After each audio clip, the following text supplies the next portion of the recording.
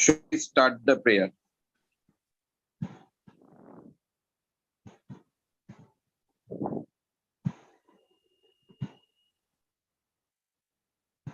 Priya, please start the prayer.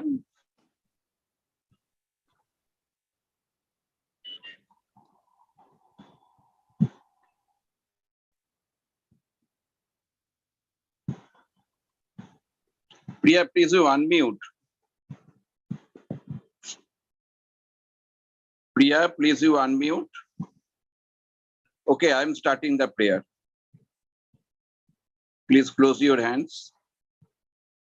Om Shahana Bhavatu Shano Bhunaktu Shahubir Jankadubhavahai Tejashina Badhitamastu Ma Vidvishabhai Om Shanti Shanti Shanti.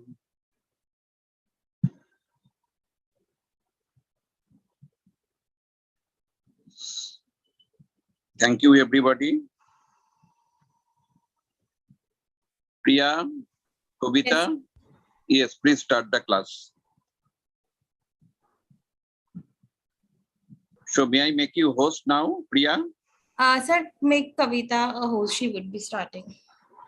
Okay, so I am making Kavita as host. So Kavita, you are now host. Please start the program. Yes. So today we'll be starting the topic literature review.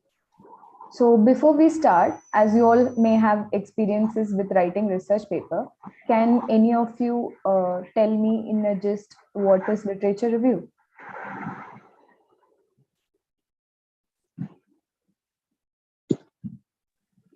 It is basically the reviewing of earlier researches or early studies done already in the field, which can be a research paper, which can be a theory, which can be anything, any literature related to the topic. Okay. So what do you think the purpose of a literature review is?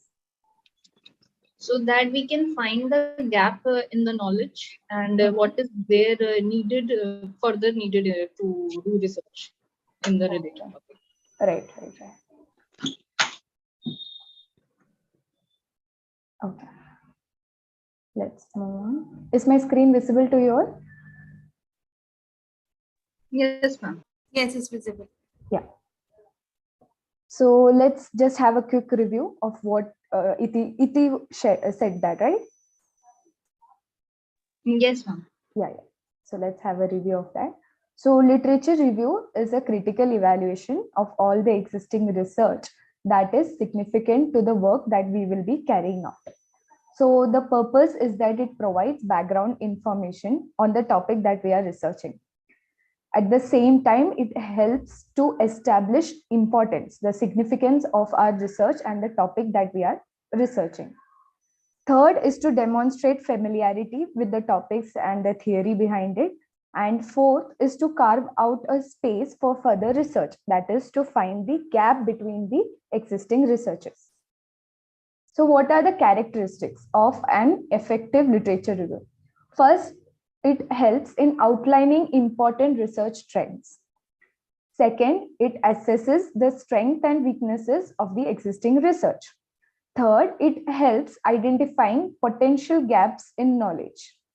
Fourth, it helps in establishing a need for current research or future research projects. So moving on to how are we gonna begin while writing a literature review. First process is we plan. Second, we have to start reading and then researching. Third, analyzing. Fourth, drafting. And fifth is revising. So let's go in depth on each of the steps on how to do it.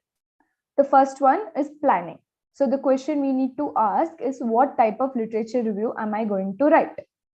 In the planning stage, the main three components that we will be covering. First is the focus. second, the scope, the third, academic discipline. So in the focus, the first question that we need to ask is what is the specific thesis or the problem or a research question that my literature review will help to define. So by doing so, we are establishing and identifying a focus that helps to sort and categorize information. When we categorize, we are categorizing it to relevant information and irrelevant information. So that way it becomes very easy to eliminate research studies that are not pertinent to the topic that we are researching. The second is the scope. That is, what is the scope of my literature review and what is the scope of the study that I'm conducting. And the second question you have to ask is what types of sources am I using? From where all am I collecting the past existing literatures? Is it from Google Scholar or various journals or various websites like ResearchGate, APA, like that, etc. The third one is academic discipline.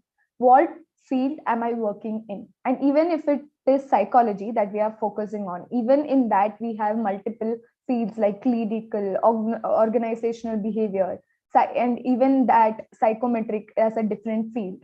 And even when we choose like a topic called alcohol addiction, within which if we are conducting an intervention study or developing a theoretical model, that can be a culmination of various fields. That is from economic field, economics, we will take the cost and reduction model.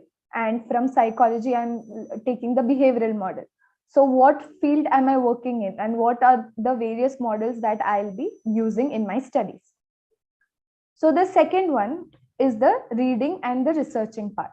So the question will be, what materials am I going to use? For which the first task will be that you have to collect all the reading material and then summarize these points. What are the things that we will summarize? Once we get a research paper in front of us, the main thing we have to note down is that what is the author's main purpose of conducting this research study? And after the purpose, what is the theoretical perspective that the author is trying to give out? And the next point that we have to jot down is the research methodology. How was this research conducted? Next is the principal point, conclusion to the question.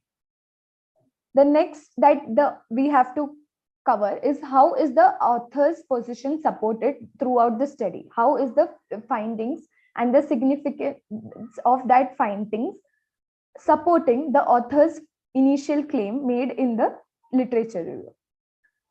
Next is how does this study relate to other studies of the problem or topic? That is, how is my study related to the other studies that are already existing and conducted, and how is the research paper that I am reading contributing to the research study that I am going to conduct.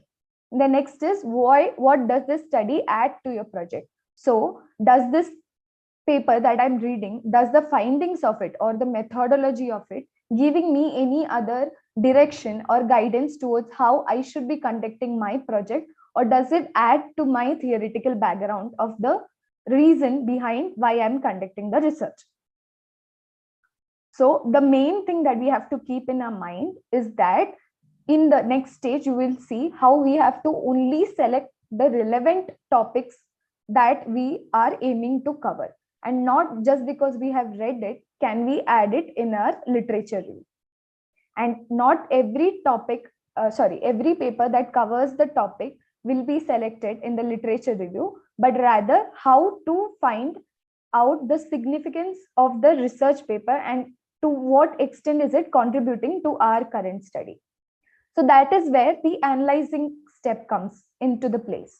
So how do I assess these existing research? Once I have got a collection of several research papers, how do I select that which one is relevant and which one is irrelevant?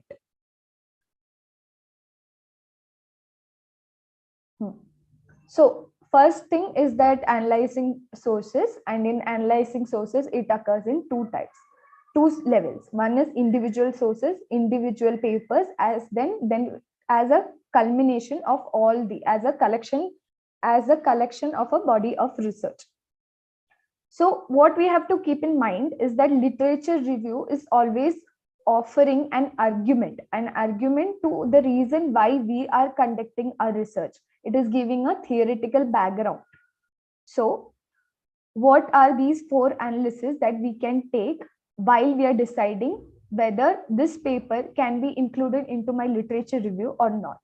So while doing that, if you remember in the planning stage, we had jotted down few of the points: the author's perspective, the author's theoretical perspective, what is my view, what is my critical review of that topic, like that. So the first step in the analysis is to write the summary down. Then second step is to synthesize. In the synthesizing, we'll go further, it will be covered, but in short, I'm just telling you, in synthesizing, we are establishing the relevance or the significance of the paper that we are reading in connection to our research study. Third is critiquing in terms of the already existing critique. What are the limitations, what are the gaps of the paper that we are reading, and in what way can our study fill that gap? And the last one is to compare between one research paper that I have selected with another one, and to what extent are both of them contributing to my literature review. So as I told you, we will be going in depth in each of the stage. Summary and synthesizes. So in summary and synthesizing, what are the questions that we can ask ourselves while we are doing that? The first one is, what do we know about the immediate area? That is, what do we know about the topic that we are covering? What is that paper trying to say about the topic that we are reading? What are the key arguments? What are its key findings? What is the claim that they are making? What are the key concepts that they have put forward? What are the existing debates or theories? That is, if you talk about reinforcement or anything, then the deterministic model against the behavioral model. So these all are the the product of the development of various existing debates or theory. For example, alcohol addiction is now looked upon as a rational choice disorder rather than in previous times how it was looked upon from the disease model of viewing alcohol addiction as an illness. So all of these theories have developed right from the existing debates on various outcomes and the various upcoming limitations of these papers. The next is, what are the common methodologies that are used? This gives guidance to what kind of methodology we will be using in our research study, because it already shows the limitations of whatever they have done and also the advantages of whatever they have already done. So for example, in VAST task, that is visual approach avoidance task. So in initial studies, it was said that doing that in terms of the computer, using computer softwares were more efficient rather than doing it physically. But then in terms of using it as an intervention study in different addiction models, then we can see that the computer is not something that is accessible to all, and doing that task physically is more efficient than doing it on computers. So all of this was only possible when we conducted the literature review, and we could analyze and summarize and synthesize and analyze to what extent is one methodology more superior than the another. So these are the examples, after which I have actually added example for which you have to just read, and then you will get an idea to how we can summarize and synthesize. So here,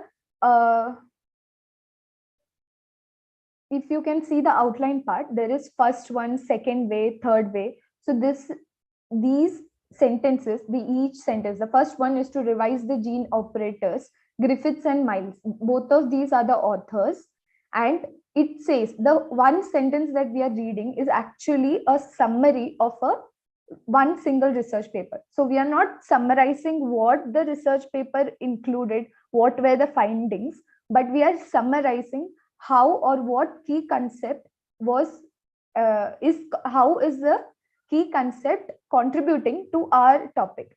So the first one and the second way, both the things that you can see underlined are two different research papers. from which we are collecting the key concept and showing to what extent or how is it contributing to our theoretical background. This is another example. So here Piaget's theory and Erickson's stages, how they both are combined in one sentences and proper citations are used in order to avoid plagiarism. And then just by mentioning it beneath in the second sentence, you can see how they have also given a short summary on what or how Piaget described certain behaviors. The next step was to compare and critique. So what do we do in compare? We compare the strengths and weaknesses of each work. So what are the questions we can ask while we do that? First one is, how do the different studies relate to each other? When we have 2-3 papers right in front of us, how do we make that connection between each paper? So which one is the most recent, which one is different, which one is controversial? When it is controversial, we get to know which there are completely 2 different sides and which side is my paper supporting. And if it is like previous research studies are saying that there is a high, for example, there is a high correlation, positive correlation between emotional regulation and burnout. So if there is another paper that says that there is a negative correlation, then that is something that is different and that is something that we need to report. So the question is, what is new, what is different, and what is controversial? The next is, what views need further testing? So when we have found that one paper that is completely different from all the rest, then does that one claim, that is emotional regulation when it is high, burnout is high, this is such a controversial claim that is made through the study. Does this view need to be further tested? So the next question is, what evidence is lacking, inconclusive, contradicting, or too limited? So these are the points that will give us answer or like a strong evidence to why our research study is relevant. And the fourth one is, what research design or methods seem unsatisfactory? That is, on the research methodologies that they were using, in what way did they limit their, or in what way did they, what are the confounding variables that actually influence that study? So by changing or revising the designs or methods, we can use those methods in our study to provide a more stronger evidence. So like, for example, in that, if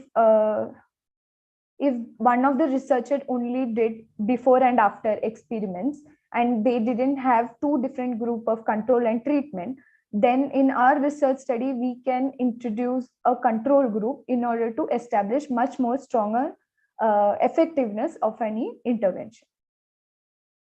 So this is how a sentence that uses comparison and critique would look like. So situation, the example is, the situationist model also has received its shares of criticism.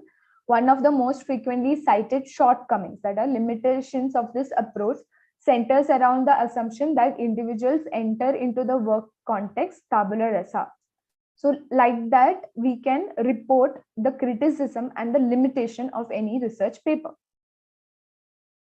Next is analyzing, putting it all together. So once you have summarized, synthesized, compared, and critiqued your chosen material, you may have to also consider whether these studies demonstrate the topics in chronological development. That is, we know that psychodynamic school of psychology came first, then behaviorist. So like that, after the one after the another, through the period of time, was the topics, is there a development of the topic in a chronological manner? Second is to show different approaches to the problem, biological approach, psychological approach, like that. The next is showing ongoing debate, that I've already explained, and demonstrate a paradigm shift. In paradigm shift also, there is a chronological development, but there is a highly influential sudden shift in the way and in way a problem is looked upon.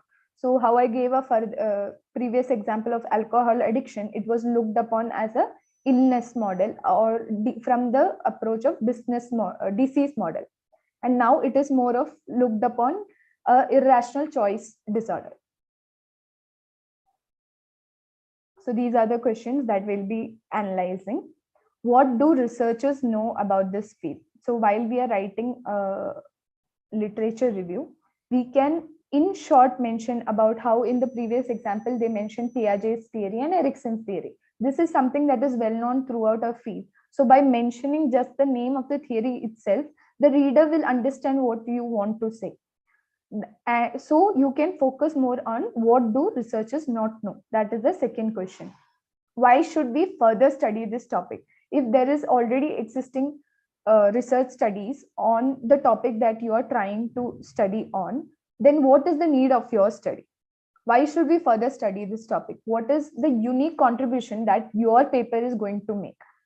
And last is, what will my study contribute? That's what are the unique contribution that your paper is going to make, and make it as a something different, adding to the theoretical already existing theories.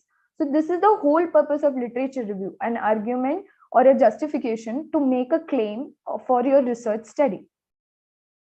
So now that we have narrowed down on the purpose of my research study based on the already existing literature, the first thing that I have to do is that I have already sorted down the relevant research papers that are going to contribute to my literature reviews, right? So after that, the thing that everybody struggles to start with is to start drafting the first draft of the literature review. What am I going to write?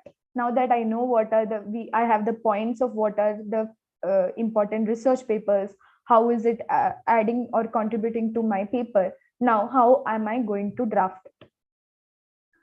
So in terms of drafting the first literature review that you're going to write, the first draft, there is various methods and various approaches that you can take in order to formulate or organize these findings. So there are four, these are just the four things that we have to consider. These are not the approaches. One is the thesis statement. What is your statement? So for example, my thesis statement is to establish a relationship between internet addiction and family dysfunction. So my statement is that there is that if an individual score of internet addiction increases, then the family dysfunction also increases. So these are the my claim of thesis statement. The second is organization. In what way can I organize these paper? The third will be introduction to the topic, the variables that are under study, how to come to a conclusion, and how to use citations. If you're using various quotes or literal verbatim of another author's verbatim in another research papers, then it is your duty to cite them, otherwise it becomes plagiarism. So coming to the thesis statement. Thesis statement, what does it do? It offers an argument about the literature. So this argument can be in combination of the various following things. First is, it offers an argument and critical assessment of the literature. That is, if I say, what is my topic? My topic is internet addiction and family dysfunction. So what was my claim? My claim was that if the internet addiction increases, then family dysfunction also increases. So this is one of the examples of the thesis statement. Another way I can do is by combining an overview of the current scholarly conversation. That is, I can say that in previous researchers, it says that when the addiction increases, the family dysfunction also increases. But we are unknown of what happens in an Indian collectivistic culture. So using the existing literature review, I came into a conclusion of how my research paper is relevant. Then the third one is pointing out the gaps or weaknesses in the literature. So when I say, for example, so when I say in alcohol addiction per se, that using meditation, or in positive psychology, use of gratitude itself is going to increase your well-being. But when I make that claim, in previous literature, it has said that gratitude actually does not contribute to the overall well-being of an individual. But if you go there and see in their research paper, you can see there are some gaps and weaknesses, because in their research study, the time for which the gratitude journaling task was given was only 1 week or 2 weeks. So there you can see that there was a weakness in the methodology itself. And you can point out that in the previous researches, the way it was done differed, or the individuals or the age criteria was too long. So like that, you can point out the gap or the weaknesses in the existing literature and make a claim to why your why your research study is more relevant and how it is going to fill the gap. The next is to relate the literature to a larger aim of the study. That is, if the aim of the study is to come up with an intervention model for internet addiction or any kind of addiction per se, then you are adding to the existing intervention models, and how your research study is going to come up with an intervention that is going to help eradicate or alleviate the challenges of internet addiction. So now that we have come with the thesis statement, next step will be to organize. How can I organize? There are multiple approaches to how I can organize all the relevant research papers that I've selected. So first is by subtopics. So when I say adaptability, if my topic is adaptability, then it has multiple subdomains: social adaptability, economic adaptability, like that. So by first approach is topical. So that means by subtopics which are very much relevant to the present scenario. So in the organization of my papers, I can choose certain group of papers that talk about adaptability, and then in one section I can talk about papers that are related with adaptability within an organizational setting. So like that, by topic I can cover these and organize all of these papers in my literature review. Second is from distance to close. So what it means distance to close is how much they are relevant to my current research. So when I say distant, is that a paper that has very less but kind of similar interest in what I am going to study. So from a very general similarities, I'll be moving on to current research papers that are not current research paper, but research papers that have findings that are very similar to what I am claiming to study. So first is by subtopics. Second is from the approach of relevance. Third is debate. So when the disease model, same example I am going to use. So disease model and rational disorder model. So currently, what are the critics leaning towards? So based on the debate, you can formulate the whole literature review. Fourth one was chronological, according to how over the period of time, the various research trends have evolved. Next one is seminal study. Seminal study is based on fully formulating your literature review completely based on that one strong influential study. So what example? Can any of you come up with an example for seminal study? Iti, Yashwati?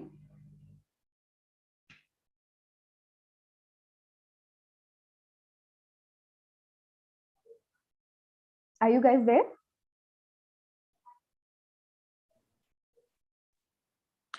Yes, ma'am. Ma'am, sorry, actually. I couldn't hear you.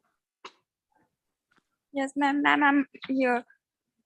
Okay. Could you give an example of any of these approach? Topical, distance to close, debate, chronological, seminal study? No, ma'am. Okay, no problem. Yeah. So in seminal study, we are on the basis of one strongly influential study that are very much different. So if, for example, in the same example of rational choice disorder, one paper was written fully based on rational choice, then all the papers before that was based on the disease model. So this, based on this one strong influential model that talks about the rational choice disorder, On the basis of that, my whole literature review will be based on. Another example that I can come up with is quarter life crisis. That is something we know about midlife crisis, which is a very common phenomena. But in this 20th century, we can come across a new phenomena called as quarter life crisis, which are experienced by young adults aged 20 to 35. So when there is one research paper that comes up with a claim that there is some new phenomena called as quarter life crisis, then based on that one research paper and the development of how that phenomena was observed, my whole literature review will be based on. Did you all understand? Yes, ma'am. Okay.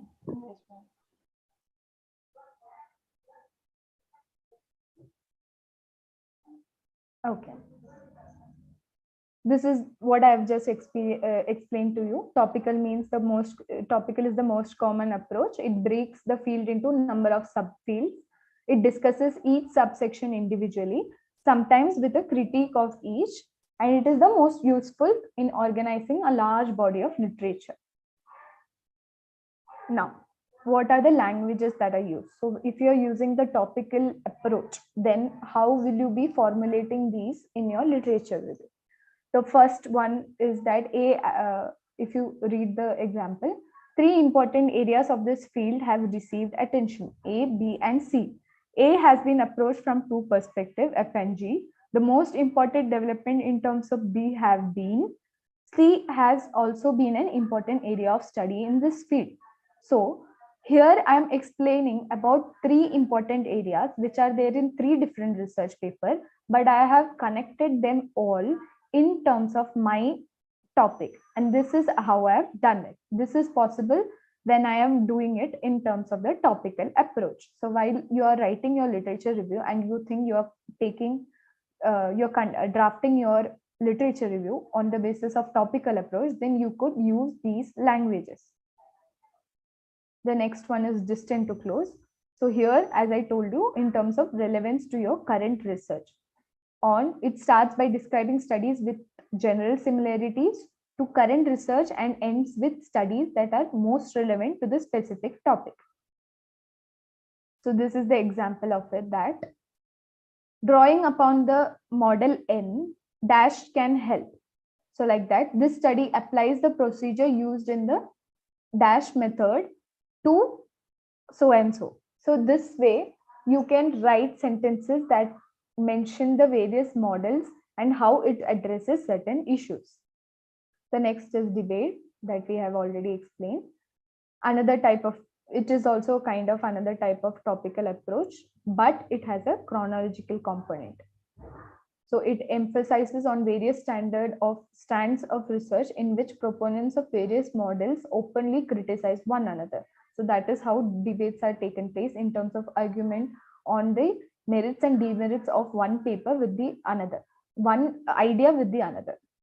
So this is most useful when you have to clear opposing positions are present in the literature. So your research study will be supporting one part from the another. So this debate type of approach is very useful when there are two clear opposing position, and your research study or findings can contribute to the evidence of one of them. These are the languages that are often used. There have been 2, 3, 4 distinct approaches in this problem. The first model posits and it says so and so. The second model argues that the first model is wrong for 3 reasons. And what are those 3 reasons? Instead, the second model claims. So these are the typical language that can be covered. And in the chronological approach. This in chronological approach, again, there are 2 ways to which you can go forward with. One is the development over a period of time, which is in linear progression. That is from, like, for example, 1968 to current scenario, like that over. It's a very linear progression. Then paradigm shift is in terms of fundamental change. That is, then there was a certain model or a certain approach or certain way of looking at an idea drastically change, fundamentally change. Then I am focusing on that period of time and another period of time rather than the linear regression. So it can be up and down, but the focus is more mainly given on the what is that fundamental change which changed the way we look at that problem. This is the typical language. This subject was first studied by X, who argued, found dash and dash in dash date. Y was modified. X, so Y model was modified into X's work by so and so. Today's research by Z represents the current state of field, like that. The next is Seminal Study. It begins with a detailed description of extremely important study. Later, work is organized using another pattern. Most useful when one study is clearly most important or central in laying the groundwork for future researchers. The typical language that is used is the most important research topic on this research on this topic was the study by X in so and so date. Following X's study, the research fell into two camps. So like that, you are extending the X's work and focusing on that X's work.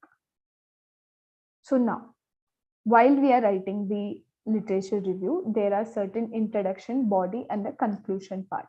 So in introduction, what all you need to cover, that is what is written here. First is you have to indicate the scope of your literature review. What is it going to, what is your literature review going to give to the readers. Second is to provide some background to the topic. So if your topic is on any variables, for example, a personality trait, can any of you give me any of the variable? Iti Shukla? Iti, are you there? Yes, ma'am. Can you just give me any random variable? Leadership? Yeah, leadership. So providing some background to the topic. So what do you think will be covered as a background to that topic? Background to the topic. I mean, what is the leadership comprise of? Right. As in, leadership comprises of good decision making, enhancing the teamwork. Sorry, you're not audible. Could you speak more loudly? Am I audible now? Yes, now you are. Yeah.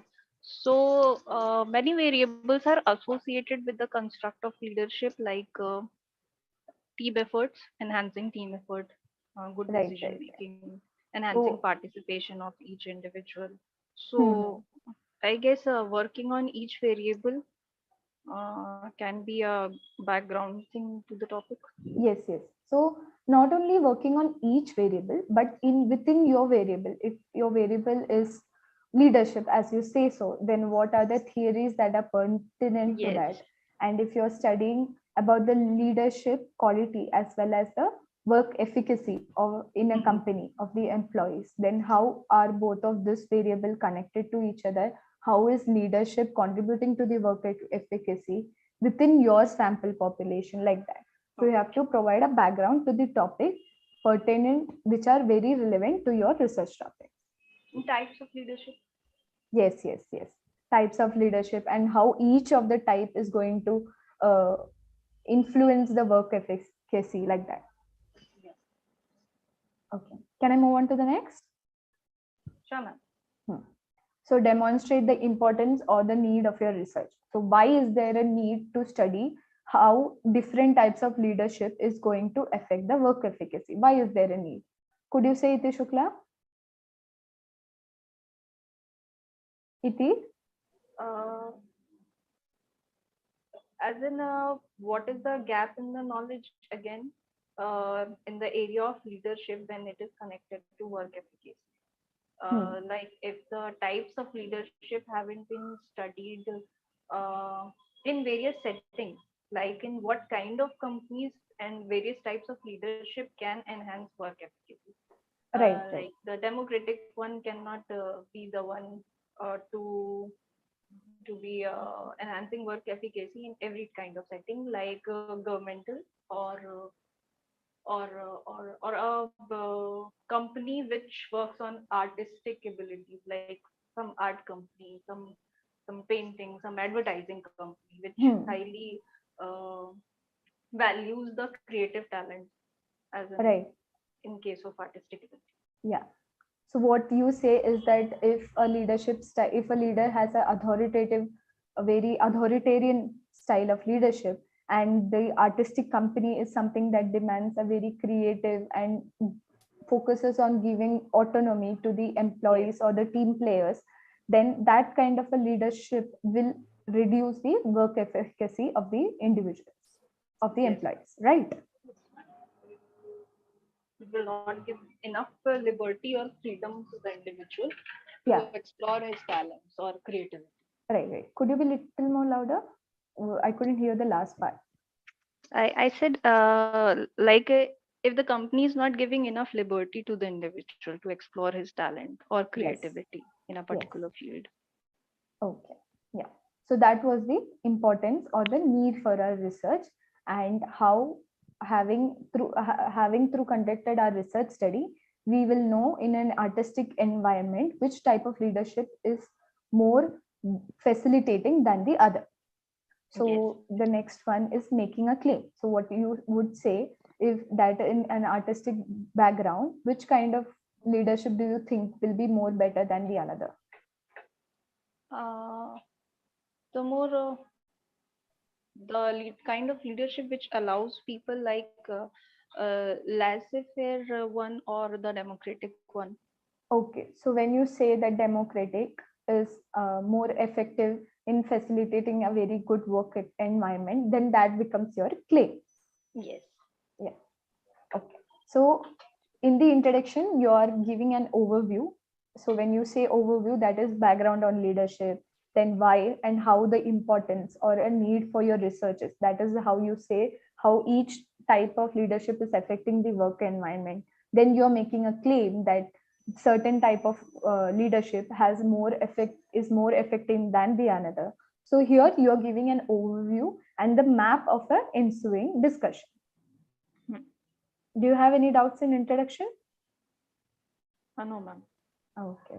So when you all get time, you can read through the example of how it has been written, how there is an organization of all the points that we have just read within this introduction. Okay, moving on to the conclusion part. So what all do we have to cover while concluding the literature review? First is that summarize the main findings of your review. Second is providing closure, explaining so what. That is, if we are saying, for example, summarizing the main findings of your review. The review says that certain leadership styles are better than the another in an artistic environment. Then you are summarizing that these are the leadership styles that are more effective than the another.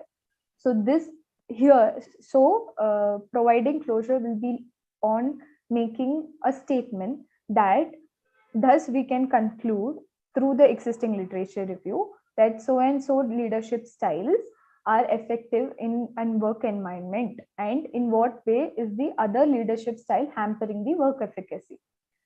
And then the next point to be covered is so what. So when we say so what, it is about in what way is these existing literature review contributing to our research paper. So when we say so what if these are the leadership styles that are contributing to the work efficacy, then we are saying that by focusing on a certain leadership style or a work environment that focuses on nurturing these leadership styles, and any work environments work productivity is going to increase to such an extent. So that is explaining so what. So what are the benefits of your research findings and how it is going to implicate for further researchers, which is the next point. What is the implications of your further research based on your research findings? Based on your research finding, a work environment or a human resource individual can make a claim in nurturing certain kind of leadership style based on your research findings within a work environment, and that can increase the work productivity. Either you can conclude with the implication of further research or connections to your current research. This is the example of the conclusion. this is the most important one, citing the sources.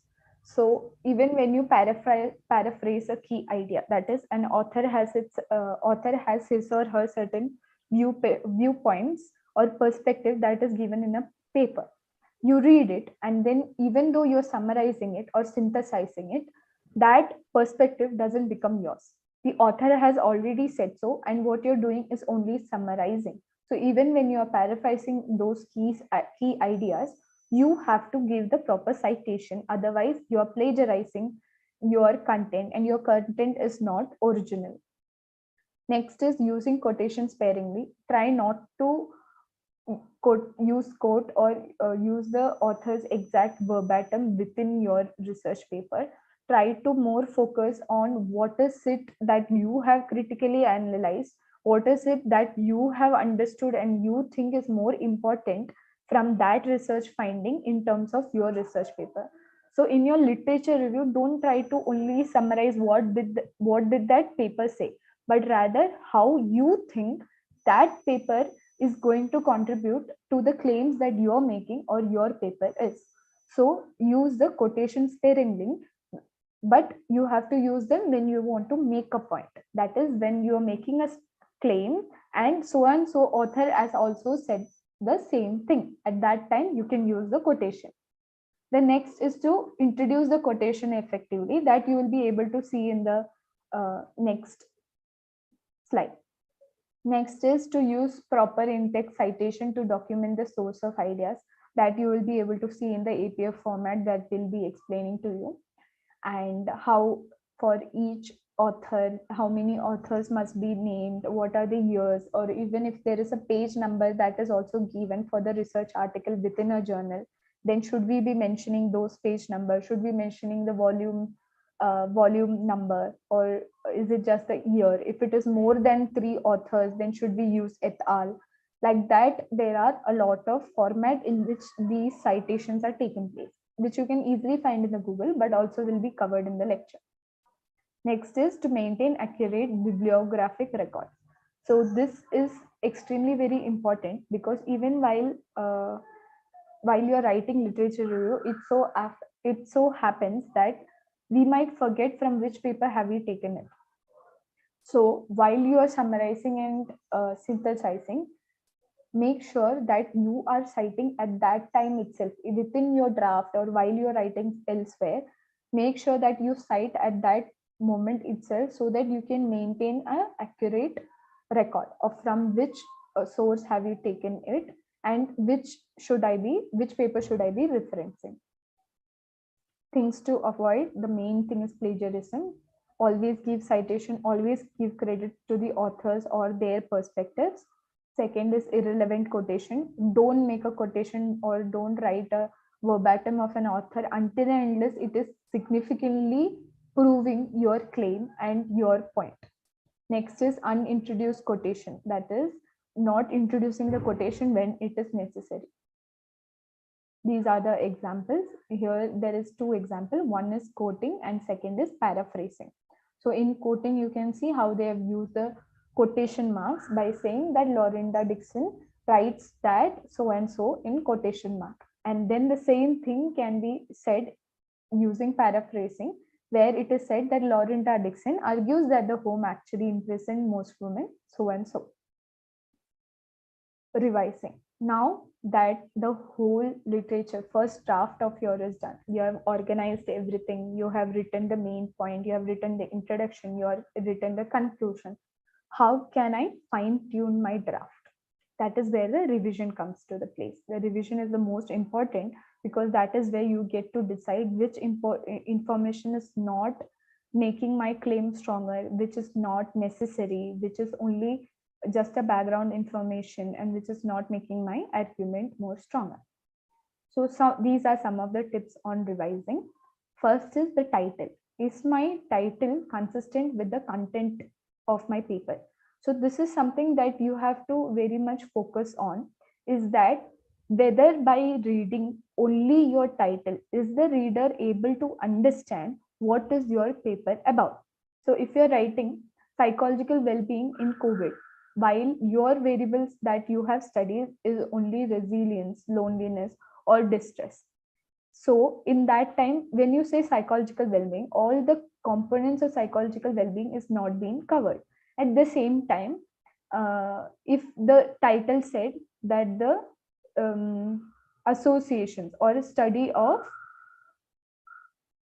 what were the variables that I say? Resilience, loneliness, and Psychological well-being. distress. Resilience, Sorry? Psychological well-being. Yes, Study of yes. psychological well-being in the COVID era or COVID post-COVID. era. Yes. And the variables that I've studied is resilience, loneliness, and distress, for example. Then within my title, if I am able to, then I can mention these variables per se. So what are the advantages of using that is when a reader is reading and is conducting a study only on loneliness and resilience, my paper is itself, by reading the title, he or she understands how my paper is more relevant to his or her study. So if the, for example, my question is, my title is how optimism contributes to the well-being of an individual. If this is the, not how, if the title is optimism contributes, if it's a claim like optimism contributes to the well-being of an individual, at the same time I have a better title, alternative title, which focuses on the variables that I've studied, that is life orientation, which means optimism and pessimism. And when I say well-being of an individual, I am also measuring the life satisfaction of an individual. Subjective well-being means life satisfaction as well as flourishing, right?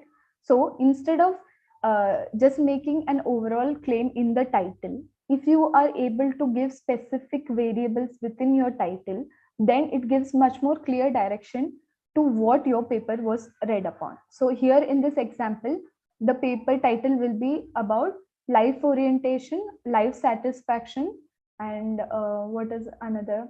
Well-being of the Indian population, Indian adults. So here it is very clear what my study is talking about. The next is introduction. The thing about revising, when you're revising, you have to make sure, is the title able to capture what my whole research study is talking about. The next is introduction. Do I appropriately introduce my review? So am I able to, within only, so whenever you're revising, try to see each of these component individually, not as a whole literature review or as a finding or something. Look at the title. If it is covering the covering what I meant to show in my research paper, if yes, then good, it's a good title. Within introduction, is it able to introduce my topic in a good way? That is what I'm checking. So if when I say life orientation, life satisfaction, I am talking in terms of the positive psychology, the field of positive psychology, and how it is contributing to life satisfaction. So if my introduction only talks about optimism and pessimism, it is not covering. So my introduction should cover the connection between all the three variables: life orientation, optimism, pessimism, life satisfaction, as well as the subjective well-being. The next is thesis. Does my review have a clear claim? So that is what we talked about in the last 1 hour. Is my literature review able to come up or support my research question? Next is body. Is the organization clear? Have I provided headings? That is, sometimes headings are very much easier for a reader to understand. That is, if I see a long paragraph of a literature review, which is actually covering certain topical sections, it is better to have subheadings where, if I want to just read how, for example, I told that there is a topic on psychological well-being, when in fact I am only studying about loneliness and resilience. If I am someone who is reading this paper and I want to only know about loneliness, then having subheadings will help me to only focus on that part, because that is what is important to my research review. So having a subheading is very easier for the reader to understand and have a quick grasp of all the things. Is the organization clear? That's the question in the body. That is there a flow of the topic? Is there like just one after the another, a paper stated or a topic stated, or is there a flow? Is there an argument that is being taken place? So within your literature review, if it is in terms of debate approach, then try to see if it is like between two opposite people trying to talk to each other or argue with each other and one winning is your research claim. Otherwise, if it is one individual trying to talk, like one student trying to make a claim to his teacher, so the literature review will have a clear organization and flow if you look of the literature review as like a storytelling, but not the exact meaning of storytelling, but in terms of the flow. The next is topic sentences. Have I clearly indicated the major idea of each paragraph? That is, when you are revising, that is the most important important thing. When you have various paragraphs, look at each paragraph, not only looking at title, introduction, body, or the conclusion. You have to look within the introduction or within the body, each paragraph. What is this paragraph trying to say? How much is it contributing to my claim that I'm going to make in the conclusion? If it is not able to indicate or provide evidence, then try to remove it or shorten it in one word. That is, whenever you are writing your literature review, try to revise it in terms of, can I say this one idea which I've written in 4 sentences in 1 sentence? So that should be your goal of revising, is that the whole thing that I've said in one para, can I say that in 1 sentence? And if so, how much is that 1 sentence contributing to my research question? Transition is thus my writing flow, whatever I told you. And okay. Next is conclusion. Do I provide sufficient closure? That is when what are all the explanations that I've given yet? Okay. So when I say, do I provide sufficient closure? That is when I'm making in terms of the research question of life orientation and life satisfaction. So do I provide sufficient closure means, have I given enough contradicting views of how optimism influences the life satisfaction, how pessimism influences the life satisfaction, how one is better than the another, how both of them correlate with the life satisfaction. So all of these are sufficiently has a flow and is increasing to my research question. At the same time, at the end, my closure will be like, there are contradictory evidences of having two different, there are contradictory evidences of having 2 different life orientation and its impact on life satisfaction. Hence, my research study focuses on the significance of how optimism positively impacts the life satisfaction and how pessimism does not significantly impact the life satisfaction. So here with the flow, I am making up a, not only creating a flow, but I am also closing to the argument that this is why and this is how my research study is more important. The next is the spelling and grammar. This is the most important part. There is academic writing skills that you can find in the Google. There is scientific writing and academic guidelines to how you have to write. So even while explaining to you, I kept on saying my research paper or our research paper. We are not supposed to use these I words necessarily. There are present tense, past tense when mentioning literature reviews.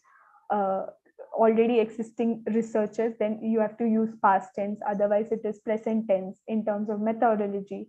Like that, there are various grammar that we have to follow in APA format while we are writing the literature review. So spelling and grammar is something that it has to be very much focused on. And even though spelling is something that looks very obvious that we should check for spelling, most of the time it also means the well-being. It's something that according to APA is something that has to be hyphenated. So something small as that, and abbreviation, using abbreviation. So throughout the research paper, if I'm mentioning life orientation test more than 3 times, then it is better to abbreviate it as LOT. So like that. So all of these are the last thing that you have to check, whether it is whether your writing is in accordance to the APA format and guidelines of scientific writing and academic writing. There are various styles of writing that you should look upon. How you write a clinical psychological report is very much different from how you write a literary report, from how you write a book review, from how you write a literature review.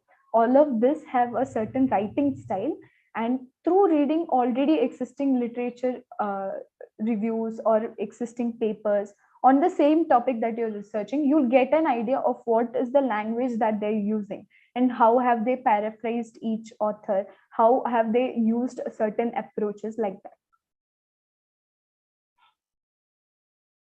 So this is the whole summary of our whole lecture right now, is that writing a literature review in a summary.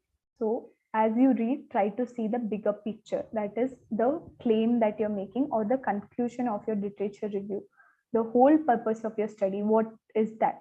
So as you read, try to see the big picture. Your literature review should provide an overview of the state of research.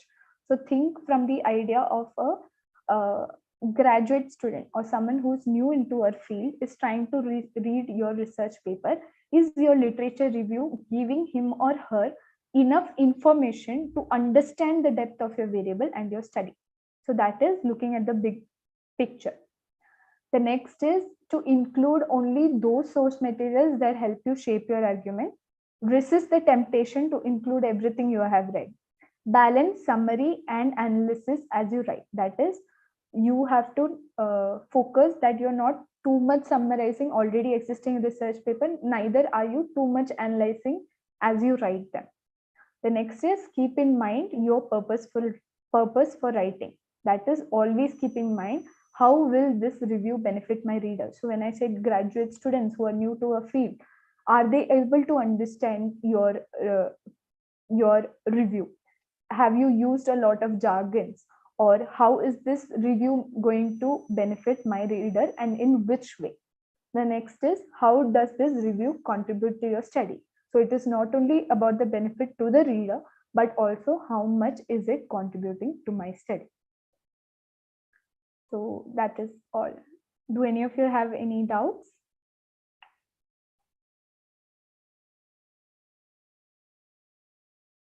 Iti, Yashwati? No, ma'am. No, ma'am. Do any of you experience like difficulty in writing literature review, or is it very easy to you, or is it scary? Can any of you explain, share your experiences?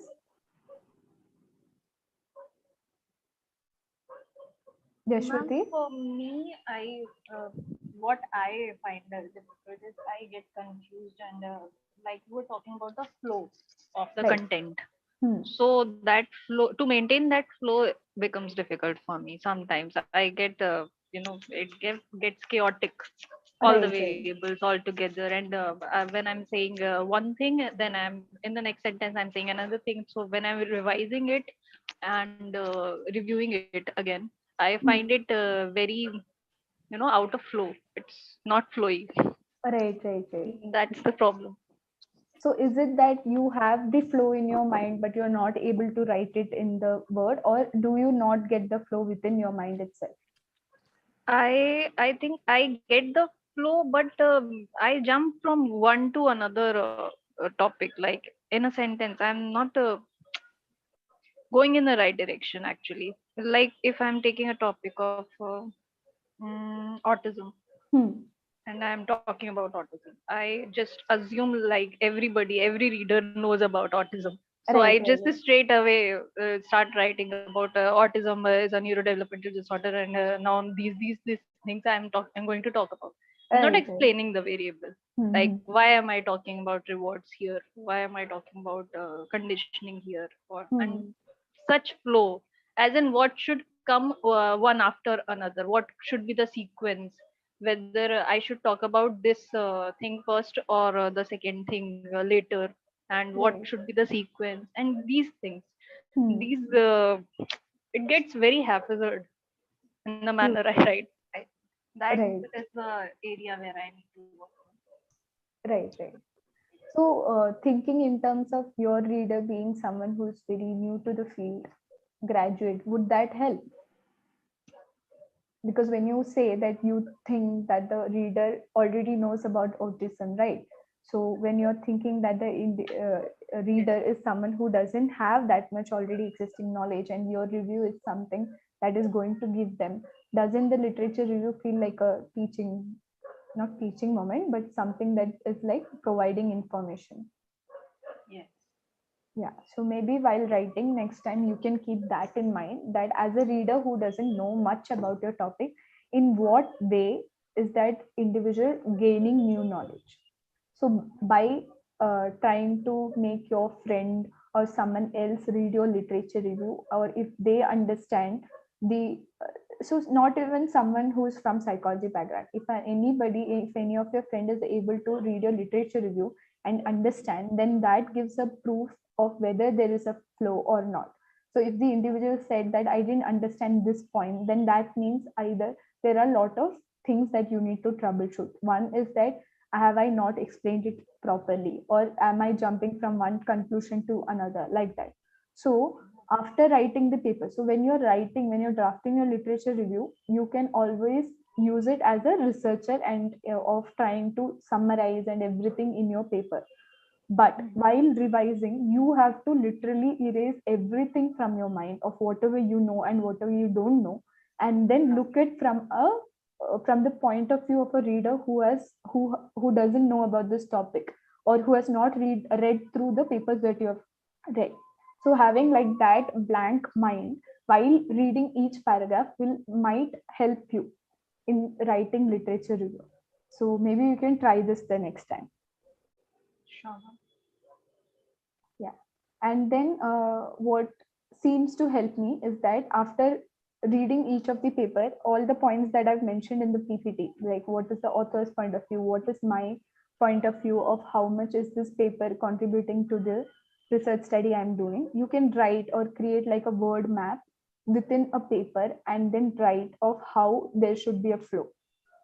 So thinking of it as a storytelling, or thinking of like making a debate or an argument on how is your paper relevant, keeping that point of mind, like before you do literature review, if for example the topic that you said, leadership and work productivity, right? Work environment. Right. So Work ethics. let's consider work productivity.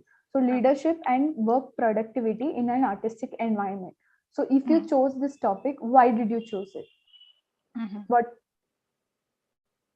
Sorry? Acha, why did I choose the topic? Yeah, could you be a little loud? Yes, ma'am. Mostly I'm thinking about the topic. That's why I'm mumbling. Okay. I think I chose the topic because leadership is relevant to organizational settings and it's a very important component. And how is it related to that we already talked? So let me give an example.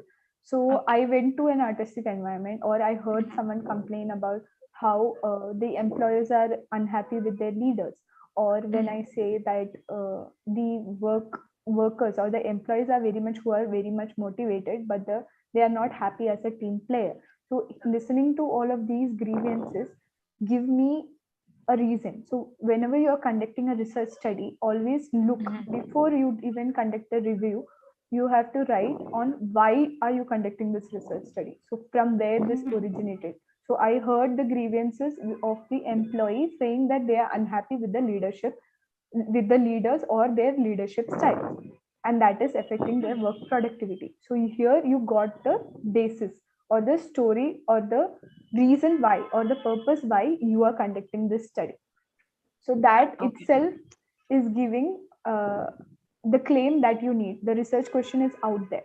So maybe while you're doing the literature review, you can backtrack. That is, from I'm already having two variables, leadership and work productivity, and in the work environment, which is that work environment, artistic environment.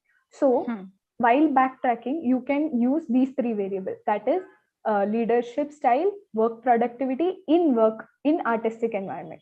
So if we are using the topical approach, then first I have to focus on all of these papers that talks about all of these three things. Then when I backtrack, it will more focus on leadership and work productivity in any of the work environment and not just artistic environment.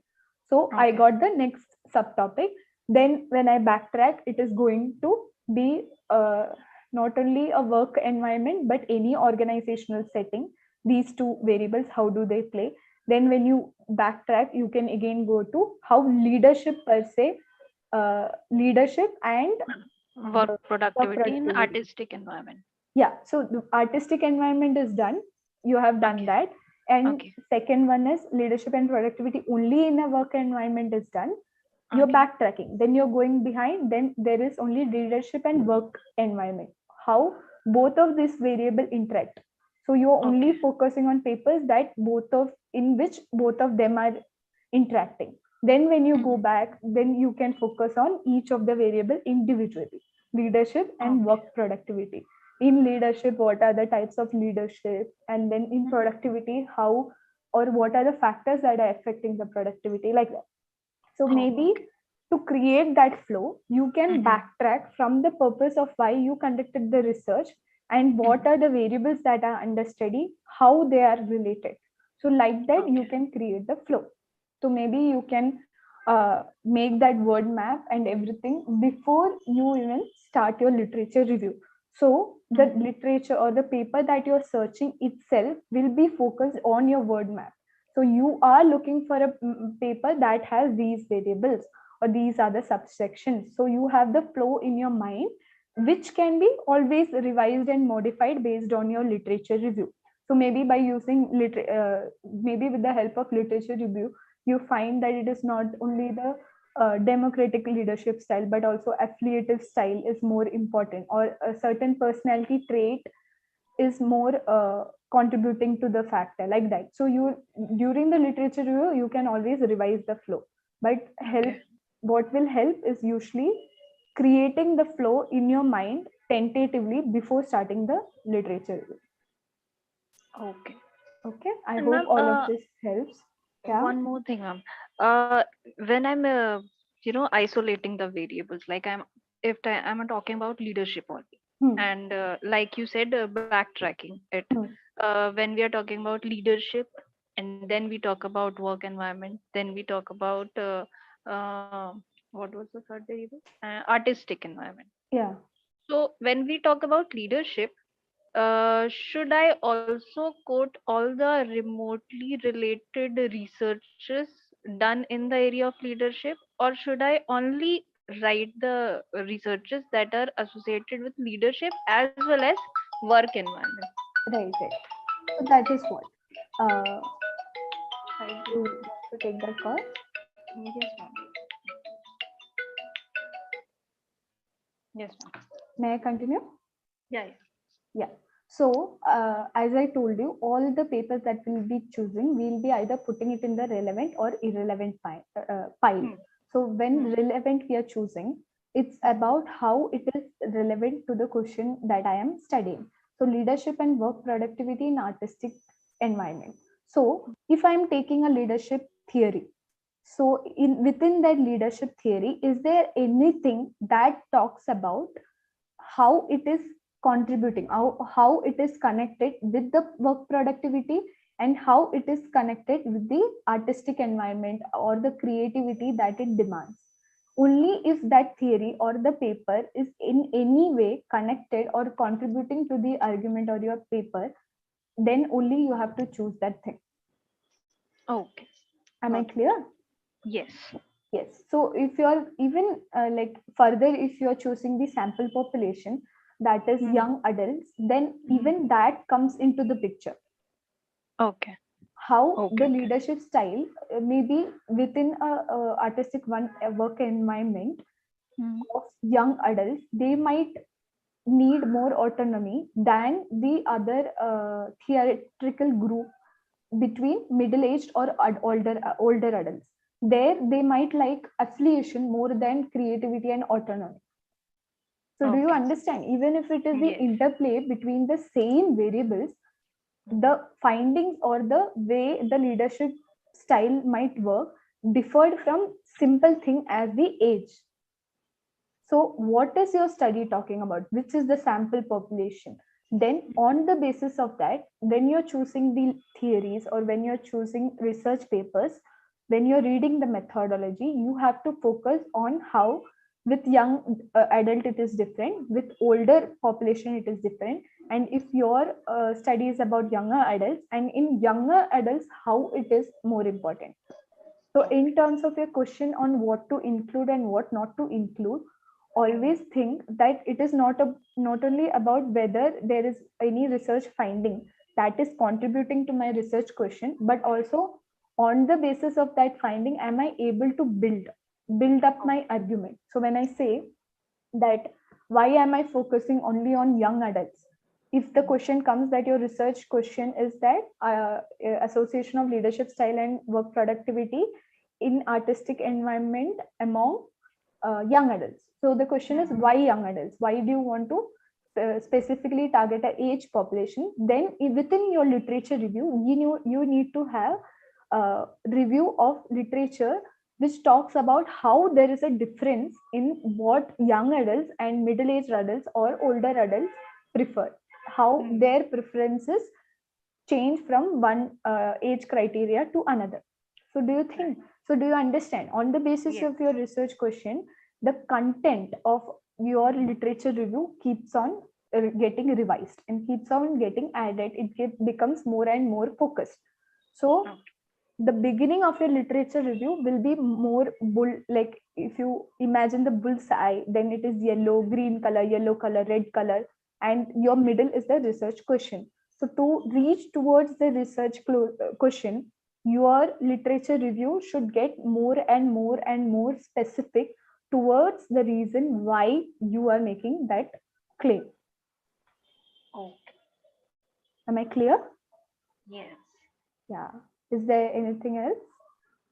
And then when we are including theories in the literature review, Could you like repeat a little more loudly? if we are including theories, Hmm. like the concepts and the older theories, as in what used to be leadership, and what are the kinds of leadership and all this conceptual knowledge.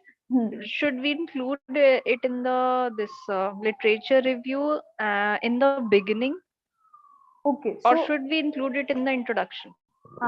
okay, in introduction is a very different thing. Introduction is a very Okay. compact thing. In that, we'll not be Huh. explaining the concept or what it means. There, we are Okay. assuming that the reader already knows what is life orientation or what is PTSD or like that, for example. Within the literature review, when we say that also, in one sentence, we are operationally defining the variable, because what life satisfaction means in general context might differ from what I assume it to be in my research paper. Okay, yes. Do you understand? So Yes. we are not talking about how in each theory what life satisfaction means, because that is not important to us. So we are focusing on what life satisfaction means in our study, and for that, for evidence, we can use the already existing theories. Okay. So either we are like on the basis of so and so person, this was defined as like this, like that. Did you understand? Yes. And what should be the sequence of quoting these theories, concepts? Or should we quote first the theories and then all the researches going on, or which has been done in the area? Yeah. So quoting the theories again is not something that needs to be quoted, or that all the theories that are, if our variable is achievement motivation, then all the theories under achievement motivation need not be covered. Only that one theory that is talking about some or the other relationship with the product work productivity, then only that one theory we are going to talk about. Okay. So every theory or every paper that you read, you have to in the end ask, what is it saying about my research paper? In what way is it teaching me or making my argument more stronger? Did you understand, or did I confuse you? No, I got it. Yeah. So whenever you are reading any paper or any theories, it need not be. So for example, in alcohol addiction, To reduce craving, there are various models. Okay, there are elaborated intrusion theory. There is another within craving desire theory. Like that, there are a lot of desire theory. But within my addiction intervention model, I am only focusing on how to reduce my craving, my alcohol addiction craving, how to reduce it. So when I am thinking about the craving, my craving is more visual and olfactory in nature, right?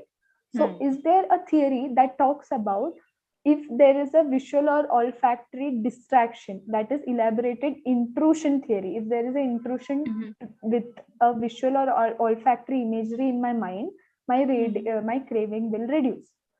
So if there is a theory that talks, so when my alcohol model or intervention model is about reducing craving, and I am talking about imageries and everything, that is my research question, then I am going to only choose that one theory that talks about these imageries and cravings and the visual or the nature of the stimuli and imageries.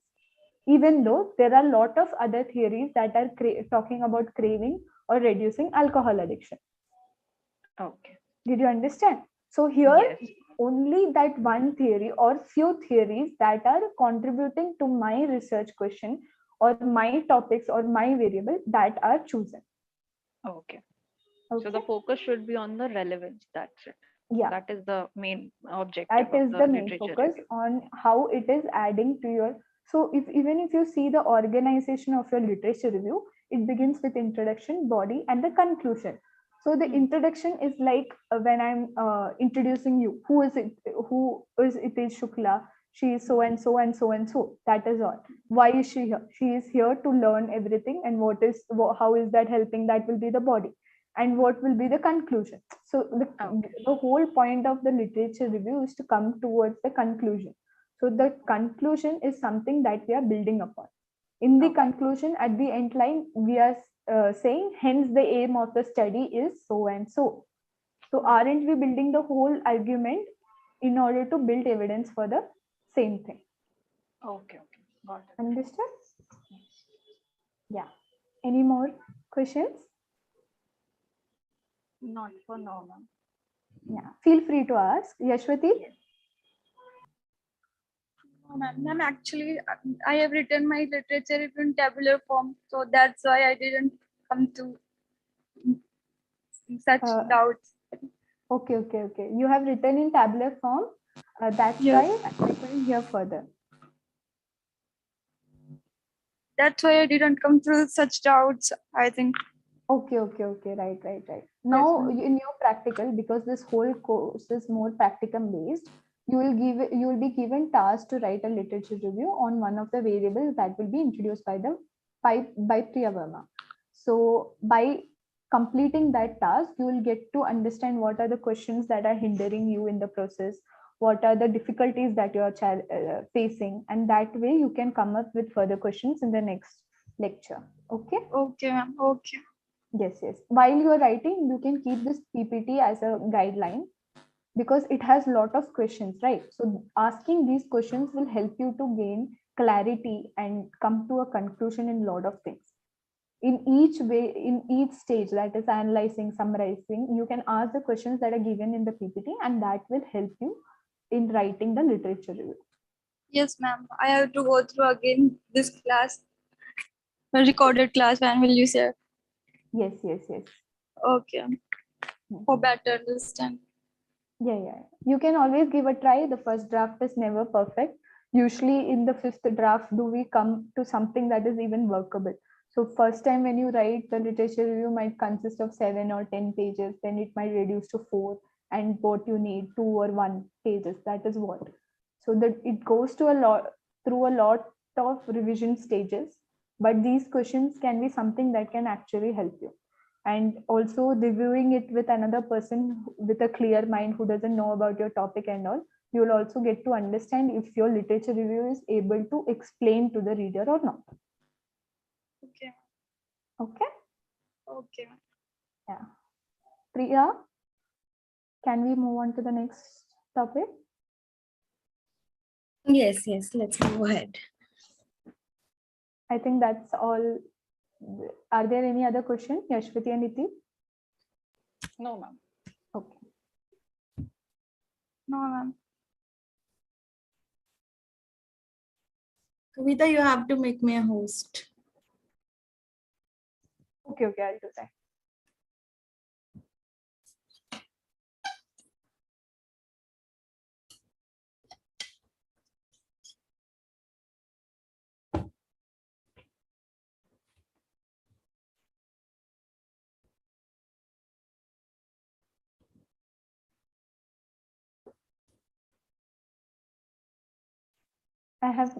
I have done it. Yes.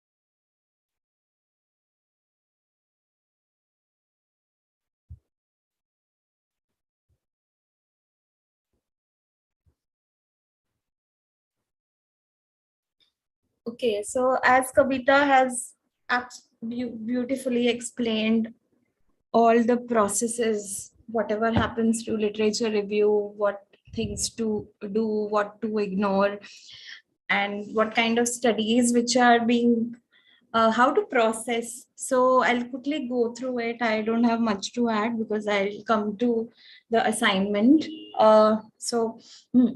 Literature review is a synthesis of studies on any given topic, and it precedes a full-length original study as a way of introducing a general topic. So we all of us who are trying to write any kind of research paper or any research study, so it precedes a full-length original study as a way of introducing a general topic. Its purpose is to help the reader understand the background to your study and see how it is the next logical study to be conducted in the domain. So in the first class, when we were trying to know why do we have to do literature review to begin with, so to help understand that this is the next logical study to be conducted in the domain.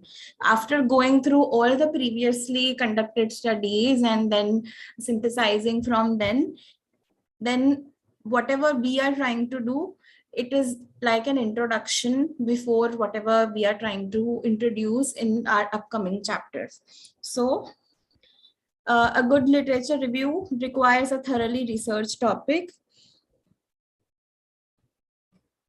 So before we prepare for literature review, there are some steps to consider. Determine whether the literature review will be quantitative or qualitative. So that would determine the emphasis on statistics.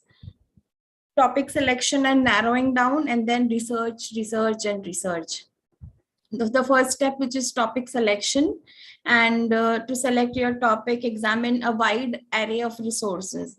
Today we only go to Google and try to search for the topics, but a good topic selection requires examining various array of resources such as textbooks. So suppose if you are trying to do a literature review on leadership, so we definitely we would be going through all the available research material on Google and on internet, but there are also certain examples, definitions which are beautifully explained in the textbooks and in the OB textbooks or in the base textbooks.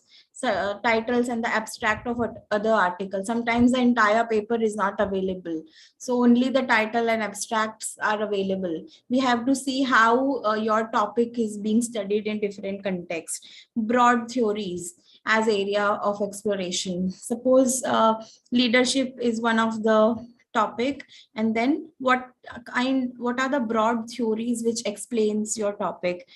Delimitations, then how your topic is different from that, the available studies, and then remember to brainstorm with other individual. Then research strategies: do not develop an outline at this stage. Research first, outline later. Use ref works to help your research organize. Sometimes Mendeley, and there are different softwares which are helpful in organizing your research. So you can try a few softwares, but before trying any software, you should have an outline in your head. Be professional in your selection of sources. Peer-reviewed articles are a big deal. So rather than going for any research or just writing down the phrases on the internet, you have to learn to filter how to go for certain sources. So always go for published researches, peer review articles. Database are enormous sources for literature review assignment. Psych articles, PsycInfo, ERIC, academia.edu, ResearchGate, and you can see links of various databases which provide all the researches at one place. So not just the full papers, but also abstract databases are helpful. So if you are able to use it, be sure to order articles, because you cannot cite from mere abstracts in your paper. You must read and cite the entire article. So if you are reading a paper side by side, try to cite it. So you have to not just sometimes when we are trying to do literature review, we collect and download so many studies, but then when we are trying to cite it, it is very difficult to find the sources of the citation. So if you are even if you are starting, try to keep citation of each study at one place to help you organize. Then cast your net wide. Remember to use your database's thesaurus to explore more options for the research. Sometimes, suppose you have picked up a research paper and then it is a research paper on leadership in workplace. So that person must have included all the research papers about leadership in workplace and strategies and everything. But if you go in the references, you can find all those papers which have been cited. Then go on to those papers so that you can find out what all papers have been included, what all abstracts have been included. So you can, this is how you can connect a lot of good database with each other. So your database thesaurus helps us explore more options. Use every search tool available to you. Google Scholar can be useful if your professor allows internet research. Okay. Evaluating and interpreting research, stick to peer-reviewed resources only. Some internet resources are very up to date, therefore can be especially useful if statistics are required. So if you are going for certain statistics, which keeps on updating, so it is good to go for the government websites for the updated statistics, updated information. Be guarded against any research that claims to prove an idea. Univocal results are rare, so don't try to go for research that claims to prove an idea, because in literature review we are synthesizing the available things. We are not trying to prove anything. So you have to consider studies method, measurements, and significance to evaluate whether you should use it or not. And then finally, take caution whenever you encounter research studies, especially qualitative research studies that attempt to show causality. So qualitative research study cannot attempt to show causality, because it cannot show. Causality is only can be referred through an experimental design. So you have to be careful, even if you are going through researches, are they valid or not? Sometimes people publish researches only of people with conducting after 5 to 10 people, and then they claim to prove an idea or an phenomena. So you have to be very smart in filtering which research paper or which article to pick up and which to leave. You cannot pick up everything and add it into your literature review. And then organizing and outlining. Organization is the key to construction of an effective literature review. Let your outline flow begin from your research. So a good organization begins with conscious scientist research. Take thorough research notes and then grouping your sources by topic, delimitation, and chronology. So if you have a lot of material at one place, you have to start grouping them due to by any topic or any chronology. So if you are trying to put all of your ideas in chronological manner, then you have to be able to group them like that. So if they are not being cohesive at any point of time after reading all the papers, if you don't find that there is any cohesiveness in between the topics and all of the topics are talking about different things and there is no links, it is very difficult to find links. So you have to be able to decide if you are grouping them with topic or by delimitation, such as leadership in workplace, leadership in some hierarchy, leadership in school settings. So you should be able to group them according to your requirement. And even if you are not able to do that, then chronology is the best way. Make piles on a large table if you are doing it physically. Establish which studies are going to be most important for your review. Take more thorough notes on these studies. So some studies are very relevant to your research, some are not. So you have to make thorough notes from the researches which are absolutely apt for your context, such as if you are trying to do a research on leadership strategies in a microfinance company, and you find a study about leadership strategies in a banking sector. So the two of these are very these are linked topics, so that could be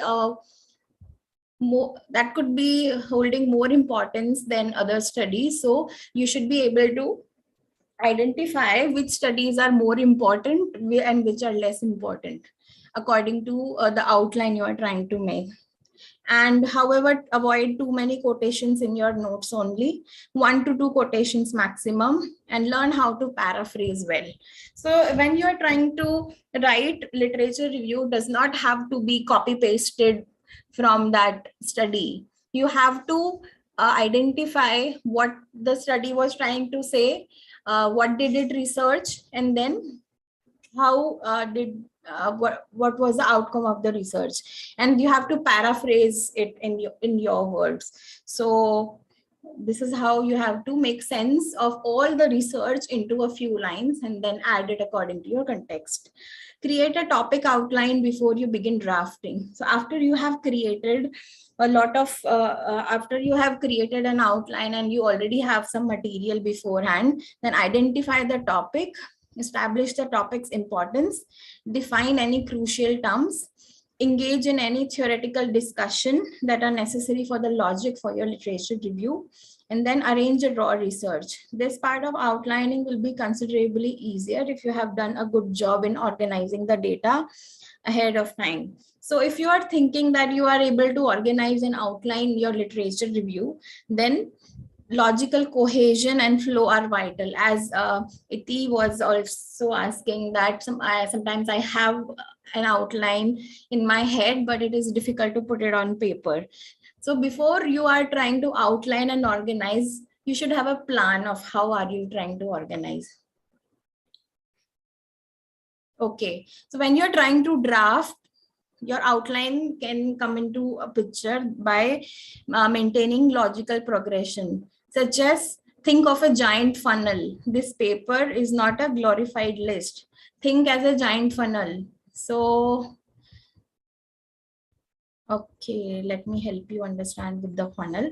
So suppose this is a funnel. If you are talking about your leadership, then talk about leadership, and then talk about certain theories, then talk about in context of your workplace selection, and then talk about certain strategies which were specifically examined, which strategies worked and which did not work, what are some things which were highlighted in some studies which were absolutely new, and what were some limitations which were left in the previous studies. So you should be able to narrow down the entire process from like a funnel. So as the funnel keeps filtering down and narrowing down, so this is how you should follow, and then demonstrate consistency and in relationship between the literature you have studies. Likewise, you have to emphasize the stronger study. So if you have some studies which are absolutely going along with your topic, your title, and what you're trying to study, then emphasize on the stronger studies which have better measurements and more consistent methods. So what would you prefer? A leadership study done on 800 leaders rather than in comparison of studies conducted on 20 leaders. So you would be able to choose a study which is done on 800 leaders because the measurements and the methods are good. But if you are able to pick how to pick from your studies, then yes, you have to find out the methods as well. Sometimes 10 10 would be a good number in place of in context of a qualitative study, whereas 10 would be very less in a quantitative study. But 10, if the sample is such which is very difficult to find, then even the 10 the sample of 10 would make a lot of sense. So you just don't have to go towards the method and everything, but you also have to find out how the study is representing itself, how strong is it, and then you have to make implication for your information and any suggestion for further research as specific as possible. So after you have consolidated everything, it has a logical progression, and you are able to emphasize something, always come up to implications of your information, that what and what you have found, and then make a summary of it.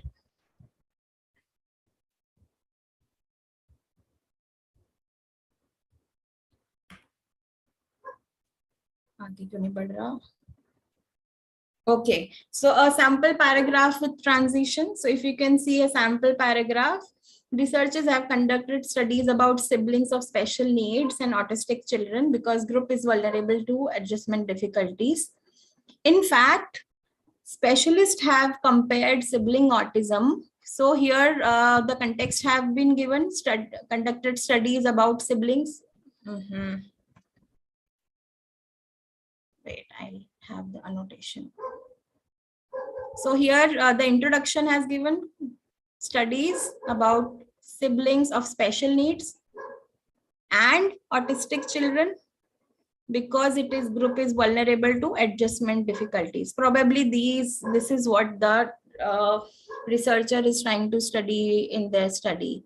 And then in the next phrase, they have compared sibling autism relationship to MR relationship. They have also studied the importance of family in this relationship. Now this is a different study. Kaminsky and Dewey found that the autism sibling relationship is characterized by less intimacy and pro-social behavior. This study likewise reports that these relationships were marked by a fewer instances of quarreling, and this phenomena and all this is explained. Furthermore, if another study is following up on the same pattern, then how do we proceed? Furthermore, now this is a different study. Rivers and Stoneman defined this relationship as asymmetrical. As you can see, this study was more descriptive in nature, and now this study is defining the relationship as asymmetrical. Now, if you can find there are certain also similar studies, then you can also quote them in the similar manner. These results were also similar to MR sibling relationship as reported by Knott et al. Rivers and Stoneman revealed too that parents worry about the autism sibling relationship in their families. The importance of the family's influence on the autism sibling relationship is very useful, and thus will be discussed in the conclusion of the literature review. So can you see how this is cohesive? It has a logical progression, and then it is linked to each other. So you will have to learn to use certain words, keywords, which help you link one study with each other, and then follow a logical progression. And okay, so after this, it would be discussed in the conclusion of the literature review. A good literature review always have a conclusion. What is the point of a literature review if it does not have a conclusion, right? So this is how we proceed.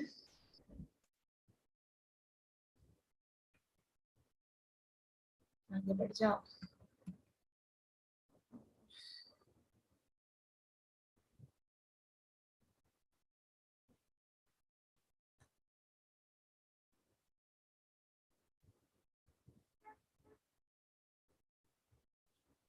Okay, so this is how we proceed.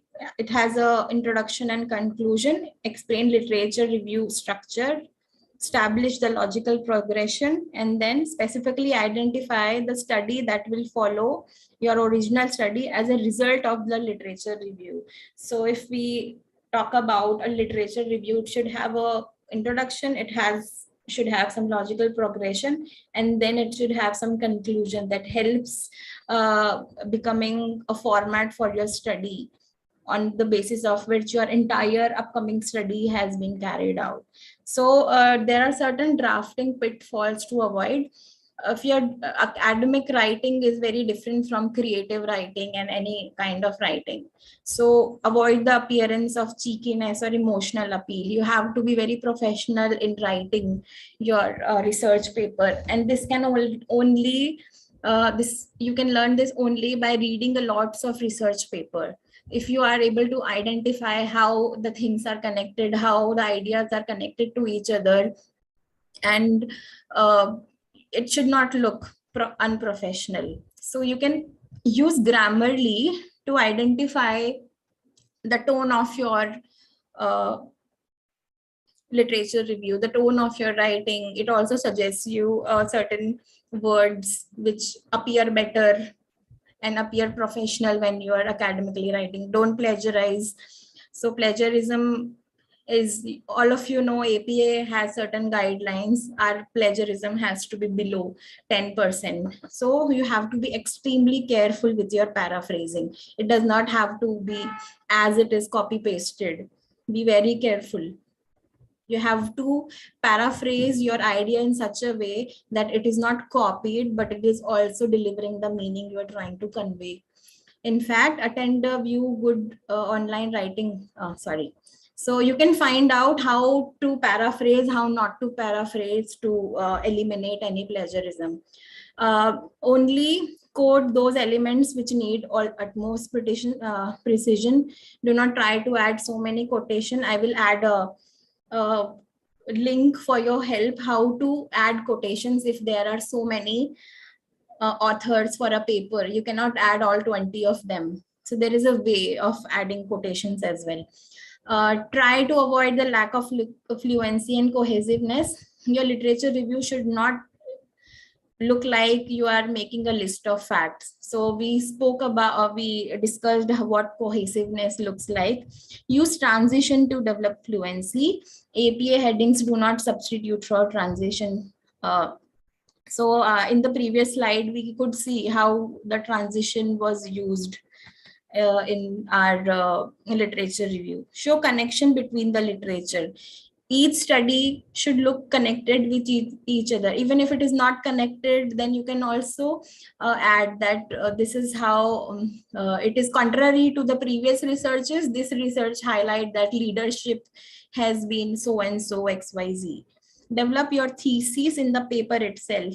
When you are trying to make a literature review, it should look like a thesis itself. So this is how review papers are also some of the papers which are presented in national and international conferences, because a well drafted review itself is a research thesis, a research paper, because it is identifying, it is going through all the researches done and coming up to a conclusion. So whenever you are writing a literature review, keep in mind that it should have an introduction, a body, and a conclusion. It should have a meaning in it itself. So coming over to your assignment, we have 3 variables: achievement motivation, adaptability, integrity, and honesty.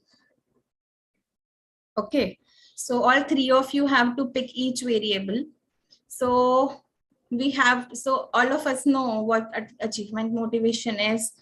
Motivation refers to the energization, instigation, and direction, aim of behavior. Thus, achievement motivation may be defined as energization and direction of competence relevant behavior, or why and how people strive towards competence and away from incompetence.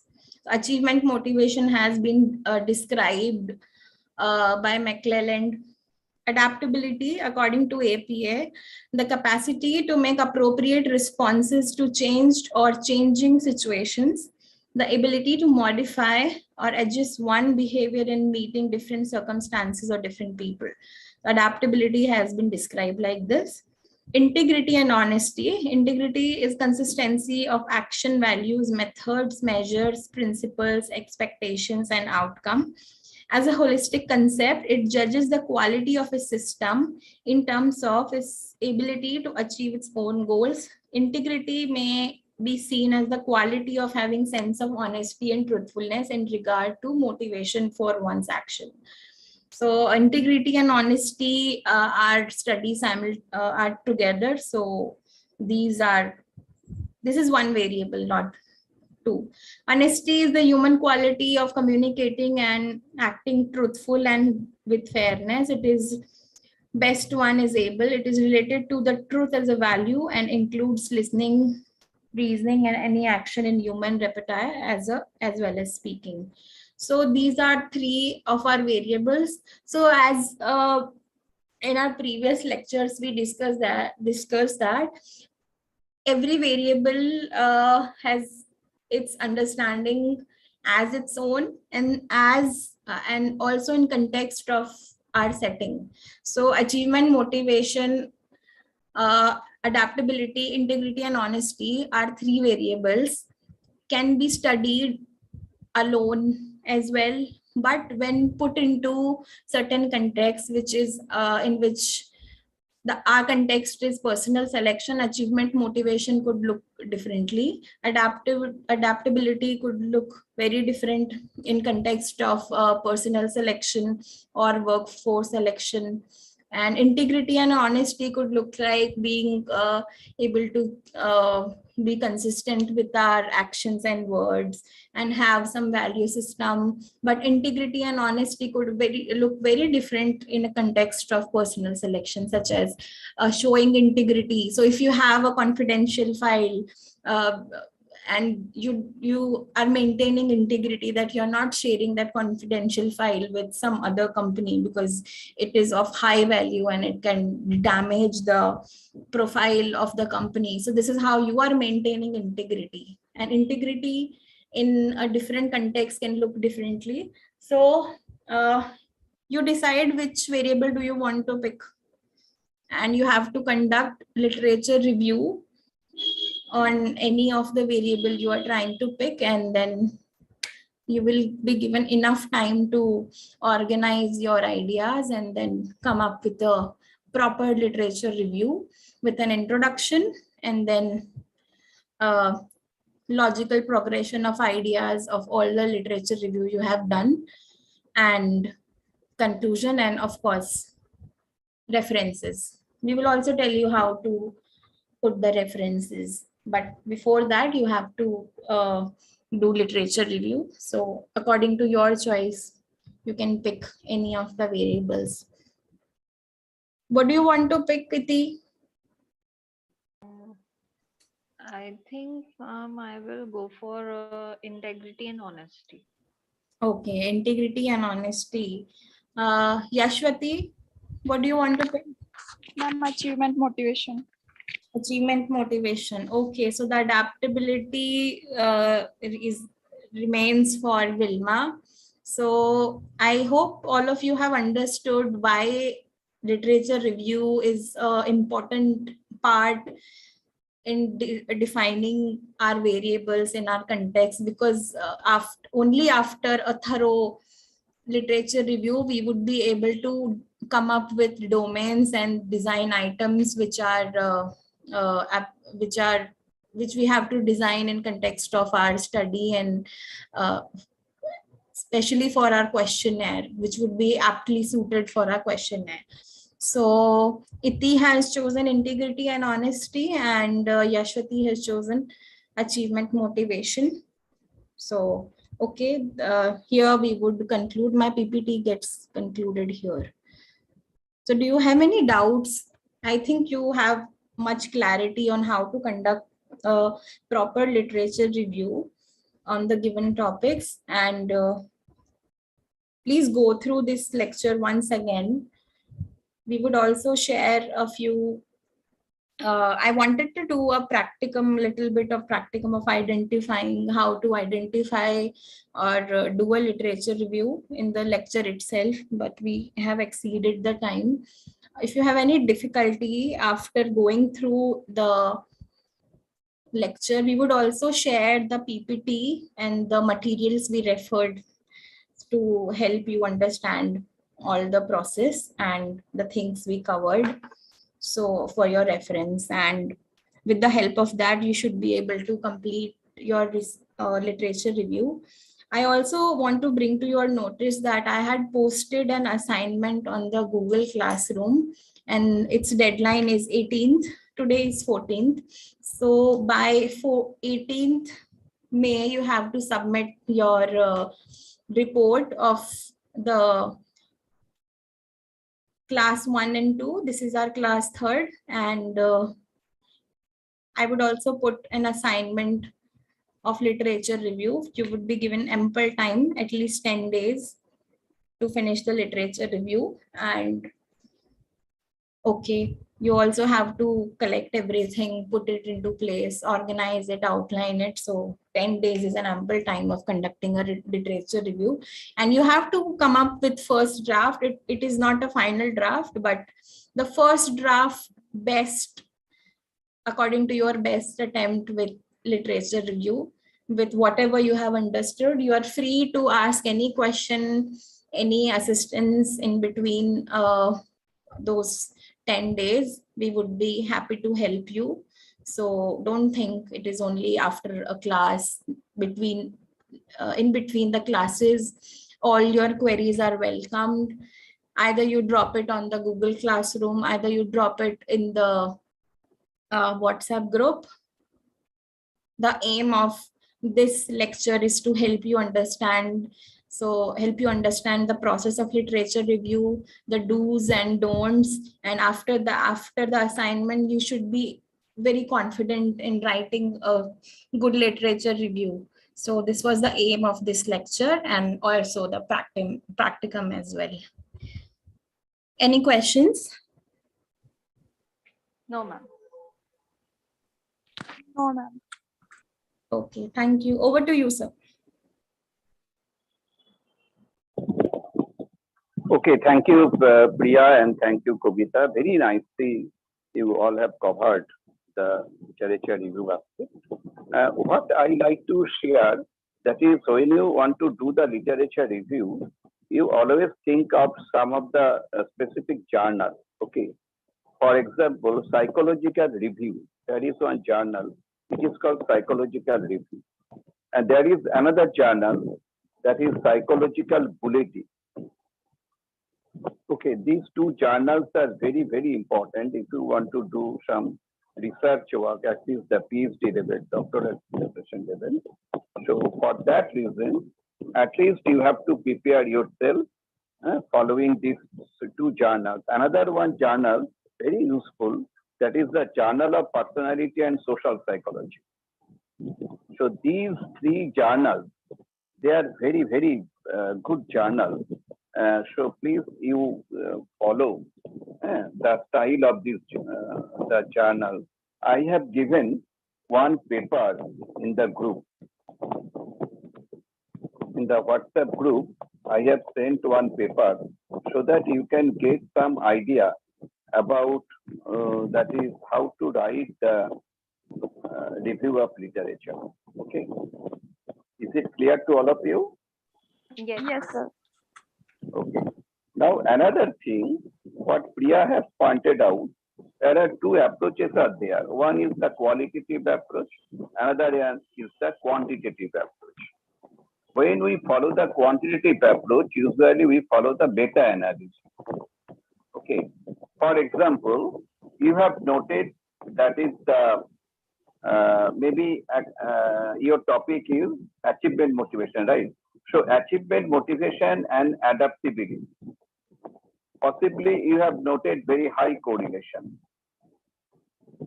And one study conducted by some US professor once upon a time, that is the how achievement motivation is related to adaptability. And the correlation was that 0.60. And India, again, there is one correlation coefficient that is 0.5.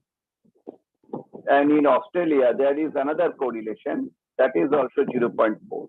The interesting point is the sample size is different. Everywhere, sample sizes are different. Okay. Then, how can we consider that is the average level of the correlation between the achievement and adaptability? Okay. So for that reason, we want to do the meta-analysis. I have given you one paper on the meta-analysis that you can get. So that is very advanced level. Now there is a very basic level when you want to do the literature or the review of literature. Instead of literature review, we can say the review of literature. Okay. So when you want to do the review of literature, then you always make the table. Okay. For example, you want to assess the achievement motivation of people in the banking industry. Then what is happened that you should collect the data, okay, about the different researches conducted in achievement motivation. So when you make the table, the first column will be the author and also the year. Or in the second column, you can write the year. So first column is the author, second column is the year. Third column will be the objective. Sorry, not the objective. Third column will be the paper title. Okay, and fourth column will be the journal reference or book reference, whatever. Fifth column will be the objective. Sixth column will be the sample. Seventh column will be the instrument. Eighth column will be the result. And ninth column will be the future research like that, or the limitation of the research, etc. And the 10th column will be your personal comment. So this is the way you can make one table. And when you make this table, this can be done through in the Excel sheet. Okay. I think you know everybody the MS Excel sheet. So you can make it in Excel sheet. So 10th column will be there in the Excel sheet. And after that, you try to analyze and synthesize the specific type of issues discussed by different authors. Okay. So when you want to do the literature review or the review of literature, after studying all the content in the table, you will develop some hypothesis. Okay. And following the hypothesis, again you will collect the different literature, different studies, following the hypothesis. And when you get all sorts of hypotheses, then you frame the conceptual framework. And this conceptual framework that should be designed in such a manner so that they can be measurable. For example, this is the independent variable, this is the moderating variable, this is the dependent variable, this is the outcome variable, like that. Okay, so just in the form of the variable one. In this way, you can prepare your review of literature. Okay, so any question? I think it is clear to all of you. Yes, sir. Clear, sir. Okay, thank you. So Priya, now the prayer.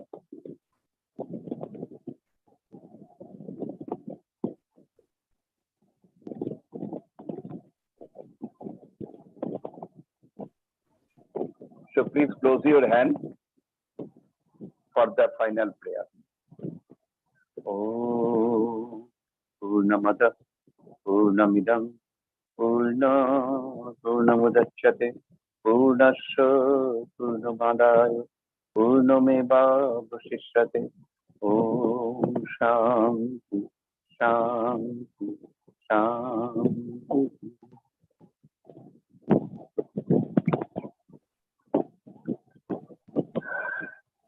Okay, good night. My best wishes to all of you. I'm leaving now. Thank you, sir. Thank you, sir. Thank you, Ashwati, Iti, Kavita, everyone. This must have been a content-heavy lecture, so please go through it at your own pace. And we would share a format with you along with the resource material, the PPT for your help. So you should be able to do it. And we would also post the assignment formally in the Google Classroom with the instructions. So have a good night, good evening, and good weekend. Thank you for joining. Have a nice day. Thank you.